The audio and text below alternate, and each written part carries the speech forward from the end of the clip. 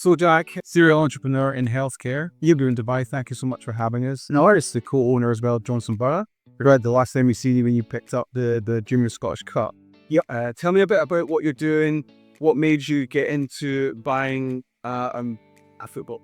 Yeah, no worries. Got involved in Johnstone Burgh on the back of a conversation with my papa. So he was involved in the club right from the very founding.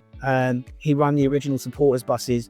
My granny still lives in the castle, and if you go to her house, she has a little box and it has all the names and people and payments for everyone who was on the original supporters bus. Club wasn't in the kind of best place financially a few seasons ago.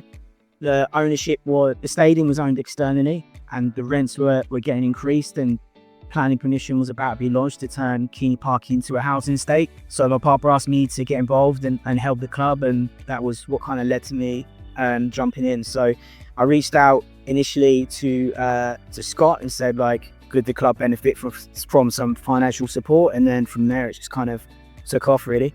Exactly. How did you get to so many gigs? Maybe about 5 or 6 this season. I'm a bit busy at the moment, so my time's pretty much split between Dubai, London, and America. So when I can get up to Scotland, I do go, but not as often as I'd like. Okay, what's your plans for the club moving forward? Obviously, the plans are to get our SFA license this season. That's the most important aspect. You know, there's 8 places up for grabs for the Lowland League. The league restructuring, which is happening, is a good thing. I still think there's work to be done in terms of opening up the SPFL into a proper pyramid like we have in England. But yeah, license this season. We were disappointed we didn't get some grant funding. On a personal level, we felt that, you know, given the contributions we've made to the community in terms of the number of kids that are now involved at Johnstone Burgh, the fact we've just launched women's teams, we're launching girls teams, we felt that we had a strong case for that funding. Unfortunately, it went to another club. Personally, we're disappointed, but I'm still happy for the area because Renfrewshire as a whole needs more kind of good sporting environments, places for people to play. But our plans are to redevelop the stadium further. Obviously, we've made significant investment into Keene Park. People talk a lot about investment into the playing squad. In actual fact, the majority of our money has been spent on upgrading the facilities. We want to encourage an element of fan ownership, so we're exploring avenues to get fans involved in terms of an ownership level at a club, so they can see some of the decisions that we make. And we're actively exploring external investment, and potentially there is some exciting news and new partners joining from across the pond. So yes. And in terms of how far you think this can go for the club and for the area as well, because I think it's super important to give some sort of something back to the community, like you said, and give some hope as well to Johnstone that they can go up the leagues. What's your kind of aspirations there? Yeah, so I think I touched on this on a podcast recently. So the the SPL player final, we took more supporters to the Junior Cup final than was at that game. I think that kind of says it all about the potential of Johnstone Burgh as a football club. It's a really well supported team in a really good catchment area. You know, from my perspective, it's all about how far can the club go sustainably, and what like pieces of infrastructure do we need to put in place in order to make that happen. So, you know, there's an academy, there's the AstroTurf, there's developing the stadium, but really our average attendance is on par with top end League One club, and that's playing in the 6th tier. So, you know, I would be lying if I didn't say that eventually the aim for the club would be to be League One Championship level in Scotland. If that was our 10-year plan, that's where we want to get to. Yeah, that's a great success last season. Tell me about that. That was how that felt for you personally. Yeah, so that was really like a lifelong ambition fulfilled, and you know, something that you say in jest as a child. So the first Johnstone Burgh game I ever went to, if it was my second game of football I ever went to, was the 1999-2000 Junior Cup final, and we lost that game. And I remember saying to my papa, like, kind of in jest, don't worry, I'll know the club one day and we'll come back and win it. And I know, you know, there's been some things online about, that must not be true, but yeah, like that was genuinely something that I said to him. So to kind of come back, you know, 25 years later and actually achieve that was a huge personal moment for me, but it was also huge for the community, right? There was the 3,500 supporters who made it to the stadium. We could have sold a lot more tickets. Unfortunately, the BBC wanted to close off one of the stands. But when we come back on the team bus back to the town square, there was another like few thousand people waiting in the square for the team. So yeah, it was exceptional and one of the best experiences of my life. I think outside of maybe the birth of my children, would probably be the highlight of my journey anyway. Does it mean to your family as well? Is that connection? Land with them? Yeah, I just think, my dad said to me he was extremely proud, but it's not really. It wasn't so much about me, and it was more elation. It was more a case of I was just happy to get it over the line. It was a very nervous game, but for me, it's more about the community and seeing the amount of children there and how happy they were. And like the personal highlight of the day was actually being mobbed by thousands of children in the town square. Like I literally could not move, and I had to end up Murdy come with a couple of the players and actually he's managed to save me and get me away from all these kids. But yeah, no, it was fantastic. A bit about Murdo and the management team as well. Yeah, so obviously we had to make a difficult change when we was in the first division, kind of moving on from Jamie McKim.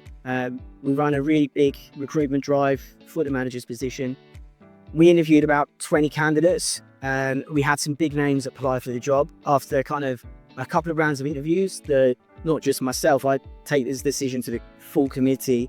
We decided as a group that Murdo was the person for the job. Since he's come in, we've been really, really impressed with the work that he's done. He's built a really solid team. Obviously, that's highlighted by the fact that we won the cup. Finished third in the league, and that's because we started to rest a lot of players ahead of the cup final. Clydebank were exceptional last season. They're the best team and they were going to win the league. And that watching them in a couple of games, they were really, really impressive. So, second or third, I thought was where we're always going to end up. We would have finished second, I think, if we didn't have the run in the Junior Cup. But rated a lot of players, finished third, happy with that. I think the goal for next season is to back Murdo with the players that he wants to sign. We bought in McShane, so in my opinion, we have the two best midfielders in the league, and McShane and Esplin. And really, the goal is just to let him kind of do what he wants to do. Us as kind of owners and committee members, we don't get involved in the day-to-day. I believe quite strongly in delegating to people. So if you put someone in a position of power and a position of responsibility, then you delegate that to them and it's their responsibility to deliver the results. But have absolute confidence that by the end of the season, we'll be there or thereabouts. And I was hoping that we'll be champions, but we'll see. That's fantastic. Obviously, some big name players as well that we've not mentioned yet. Kel Lapper for one. And how did that come about? And Doris as well. Interested. Did you have involvement with that, or is that more a management decision? Yeah, they were the only two signings where we did have involvement in. When we got involved in the team, the attendances weren't great. I remember as a kid going to watch Johnstone Burgh, there being thousands of people there. And then when I got involved, seeing that the attendance numbers so low was a bit of a shock. So initially from us as a business perspective, everything that I talk about is, the growth of the club, where the club can get to and how you do that in a sustainable manner.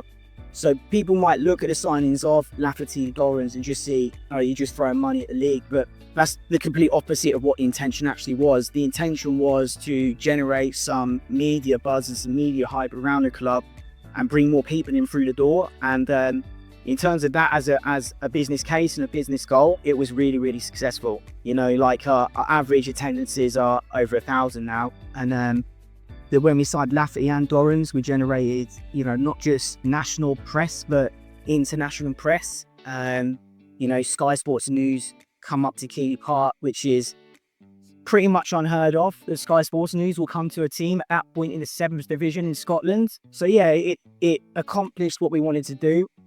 And then you had the benefit on the park as well of how talented those guys actually were.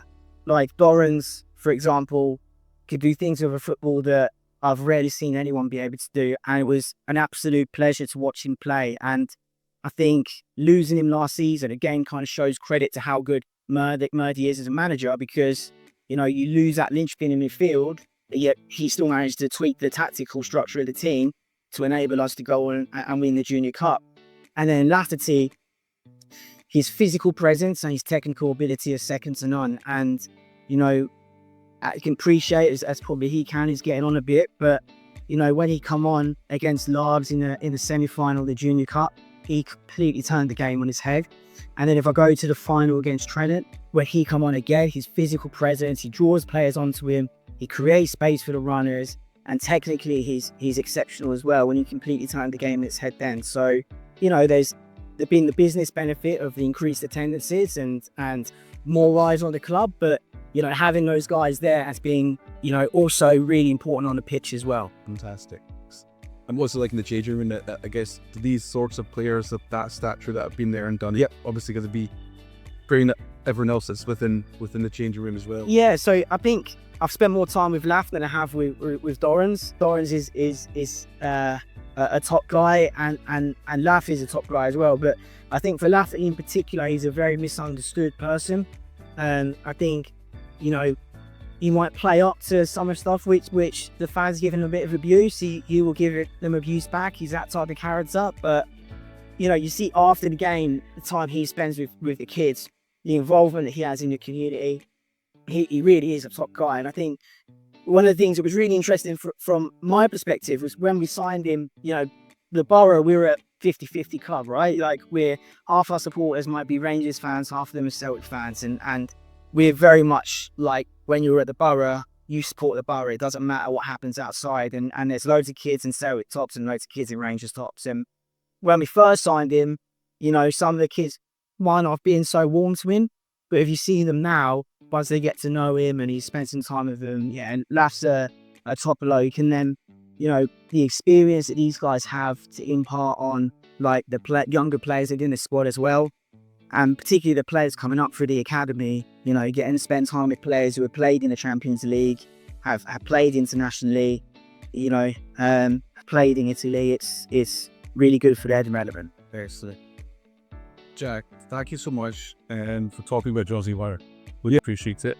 We're obviously here in Dubai, and so thank you very much for having us. Really appreciate it. No worries. And for those who don't know you as the businessman, you're obviously a very young man still, super successful it seems. But what? Give me a bit of a background about yourself and it's cool, below who you are and you do. Cool. So I founded a company called KPI Health, and that is involved in something called clinical insourcing. So basically, that's when a private company goes in and takes over the patient pathway on behalf of the NHS. So when you go to your GP, you have a heart problem, your GP refers you through to a consultant, a specialist.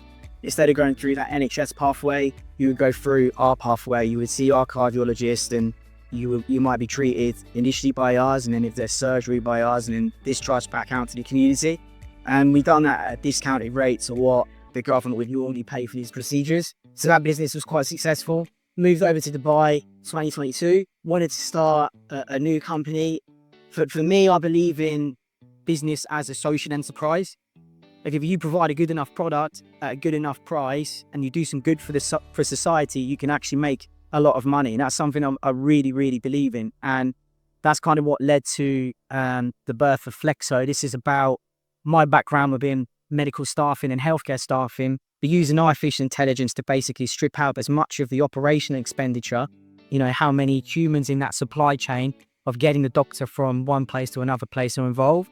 How many can AI eliminate? Excellent. And what would you say to someone that's maybe not from a privileged background that doesn't think they can make it? What's your very nice to them? Yeah, I'm not from a privileged background. You know, if anyone in their life was going to be told there'd be a failure, it was me. I mean, I was in trouble my whole teenage years. I mean, I must have knocked 10 years off my mum's life. But what I would say is that anything's achievable in life. If you set yourself a goal and you really believe in yourself, you can go on and can achieve it. It's just about having determination and grit, and those two qualities are more important than anything else. If you have those, then that can overcome anything, be that your class, where you grew up, or, you know, maybe there's other elements of your personality which are lacking. If you're determined enough and you can follow through a plan, then you'll be successful.